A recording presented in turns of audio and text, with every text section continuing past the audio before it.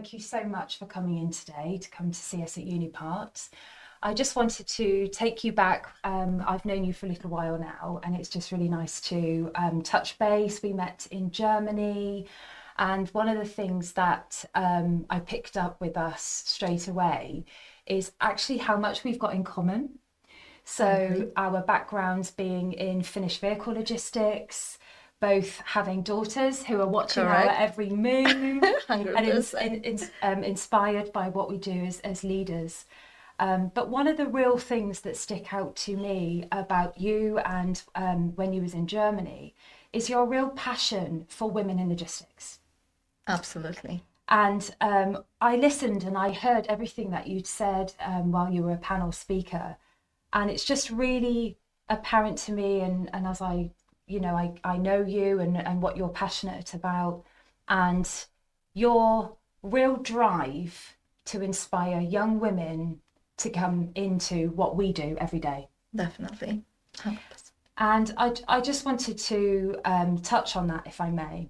So we're both in logistics, but not just logistics in an automotive world, which is extremely male orientated, as we know. So my question to you would be, what drew you initially to logistics and supply chain? So, first of all, thank you for having me. It's lovely to see you and the team again. It's fantastic. I don't want to disappoint you with this answer, Lucy, but initially it wasn't the industry that I've chosen. It wasn't my direct choice. Wow. It was just a job, just an opportunity which I took. Um, but if I knew then how, amazing the industry is, how innovative it can be, how technology driven it can be, and how many opportunities you might get, my mindset and my plans and probably my excitement will be way bigger. So it wasn't by choice in the first place, but sometimes, we don't see the things coming. Of course. Yep. It's just something that is given and how we are drawn into it. And what became, just a job then, now it's my passion. I absolutely love what I do, and all the experience that I had over the years has been amazing. And it really tells. I It can really see that tells, when you yes. talk. On the occasions that we've met, you are always so passionate about what you do, and I can feel that. And throughout your career, Isa, have you noticed a shift in more women coming into what we do? Yes, massive shift. I remember the times 18 years ago, 15 years ago, walking into conference room and being just one of few women, hardly, you can count on one hand. And I was young then as well, quite new to industry, and I must say it was intimidating at Of course. times. And but look at the industry now. I mean, the shift has changed massively. There is more female in senior roles, more voices at the tables, more opportunities, and industry is kind of flourishing in that way. It's definitely changed, and I think it's quite powerful and amazing to be part of this transformation, to Uh-huh. work with women like yourself and Thank you. driving that women empowerment in this landscape. Excellent, thank you. And you and I both talk about our daughters quite often. We're very passionate about my daughter Sienna and your daughter Aria. And I just wondered, if I put Sienna with you for the day to spend some time with you and to learn about what you do, what advice would you give young women or Sienna's 12, nearly 13, starting to think about careers? What's her future? What does her future hold? What does that look like? What advice would you give to Sienna starting out in this kind of industry? Yeah, I think our industry has a lot to offer, and I always say that seeing is believing.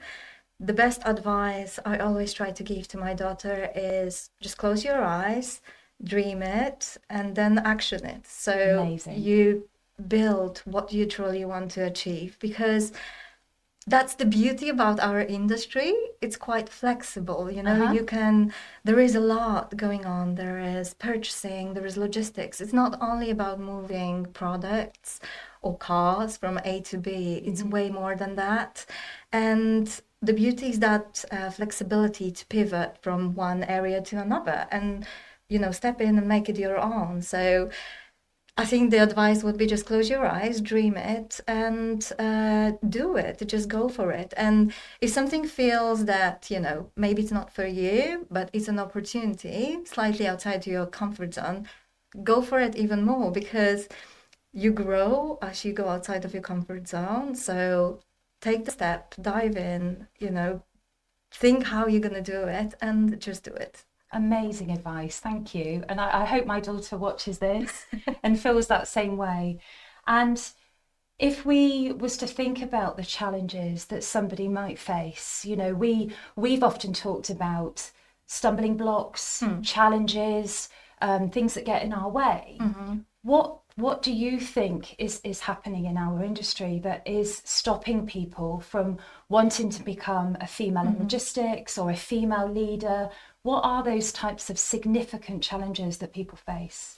I always tend to think that, you know, challenges always comes with opportunities as well. Nice. In terms of the challenges, we are in the industry that historically has been male dominated. We are working hard to change that. And, you know, it's evident that the industry is not only for male, it's for the talent, it's for the innovation. So I think in terms of the challenges, maybe visibility. So going back to what I said about Aria, seeing is believing, having that role model in the right place where you can actually imagine yourself in a couple of years and think about as yourself. That motivation, inspiration that comes with it, it's very important. And it's not only as well about, you know, female. I think it's about diversity. To be a bit smarter, we need diverse minds, we need creativity. So just bringing those diverse voices to a senior positions that will drive inspiration, that will demonstrate that the things are possible. That's very important. What I have noticed about us is how much we juggle everything. We do. We juggle our home life and our career and our aspirations and our goals, and it's a lot. But one of the things that really sticks out to me is how you wear it with a smile, Isa. You're one of the nicest people that I've met in this industry, and you are completely somebody that really shows that no matter your level or your grade, you don't have to be hard. You can be yourself, and I think we're really lucky. So we get to mix in this wonderful automotive industry where everybody knows everybody. It doesn't matter if you are a CEO or a managing director or a director or a head of, you are a person, you are you.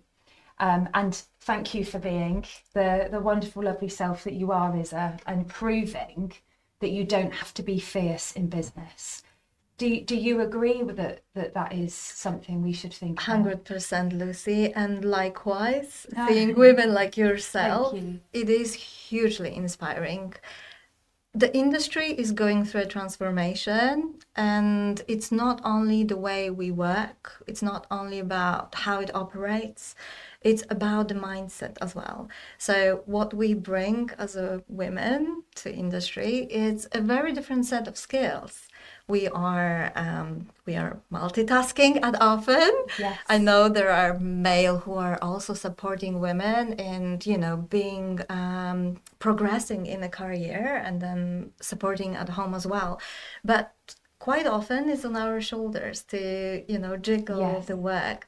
And women like us, it's hard because we are ambitious, we have dreams, and it all goes back to what I said at the beginning. Close your eyes, dream it, and action it. And we know how it looks because we've dreamt it already.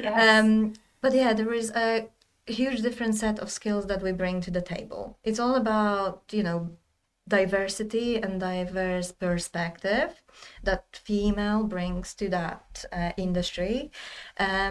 It's fantastic to connect with a woman like yourself and others on conferences, any mentoring programs as well, because it's hugely inspiring and it's also motivating. You create your network of allies that supports you, the relationship that we built, and Yes.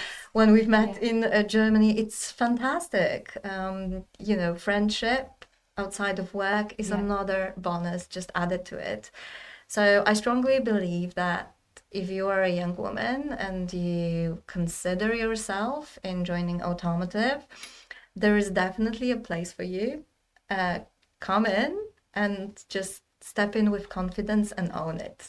Yes. And of course they have us to mentor 100% them. is the part. I would really love to see more women come through and not be scared by the male dominance. And I want to always, and I work with some wonderful colleagues who love to see me do well. They want the business to do well. But I think the main thing for me is how well we get on in our sector, and how close we all are, and we get on.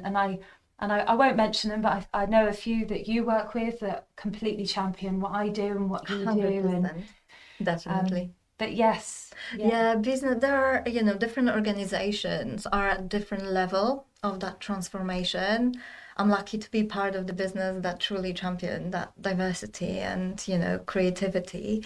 But not all the businesses are like that. yes, And yeah, I think that is our role to be here, having those discussion and, just talking about it, because sometimes it is down to unconscious biases, and by talking about different aspects of diversity and inclusion, can change someone's perception, and they can be more inclusive, more intentional as well.